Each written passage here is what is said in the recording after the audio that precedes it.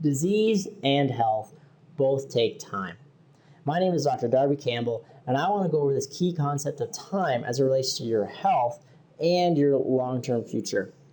And so people commonly come to see me with problems or symptoms that have taken sometimes months, years, even decades to develop. And they want to get better as fast as they can. And I can respect that. I want to get better as fast as I can too. But at the same time, we do have to recognize that this process does take time. How this happens is our body encounters stressors in life that shift vertebra in our spine. And then the brain can't fully communicate the life force that it needs to those downstream areas. And those downstream areas start to get weaker.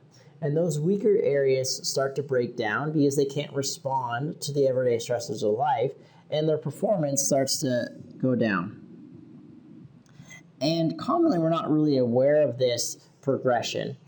Look at heart disease, for instance. We can have 80 to 90% occlusion of an artery that leads to a heart attack without any symptoms of that prior to that catastrophic event. You can have cancer the size of golf balls in your body with no symptoms of it whatsoever, because these processes take time to develop.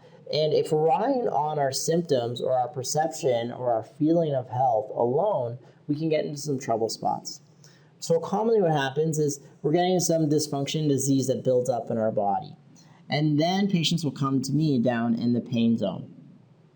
And like I said before, they want to get better as fast as they can, and I want to get them better as fast as they can too. But at the same time, this disease process has taken a long period of time to develop, because what's happened here is, say this is a joint.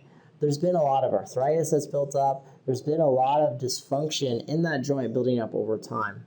Now say it's your stomach. There's been a lot of tissue breakdown that has taken a long period of time. So now that tissue is actually very weak. And now how we're going to get better is we're going to restore that brain-body communication. And then we're going to get that power from, maybe our power level down here was around 50%. And we get some adjustments in, and we kind of bring it back up to 60% for a while. And then that 60%, it's able to start to communicate at a stronger level, and that tissue, that stomach, gets stronger and starts to perform a little better.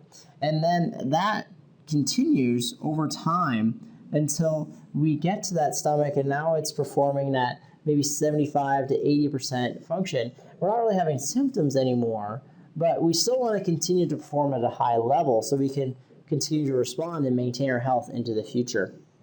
And so that is how we get down into this process, and that's how we get back up. Is first we have to give the body's ability to respond and restore that diseased tissue, and that just takes time.